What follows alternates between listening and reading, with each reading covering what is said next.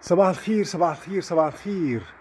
صباح جندوبة الأجواء، صباح أرضها المعطاء. يقال المرأة في البلد تسند ولا سند، هي تبني بلا عمد، هي ركز مركوز ولا فوز.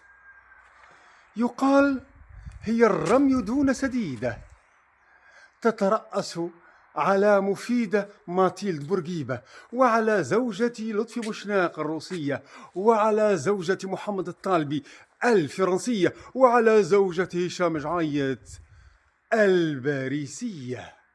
يقال امرأتنا البورقيبية شاغلها الأقربون، الأطفال يولدون أو يختنون، والشبان يخطبون أو يعرسون، والأهل يمرضون أو يموتون، والقفة كيف تعبى، والكوجينة كيف تملى، واللباس ولونه، والمكياج وفنه.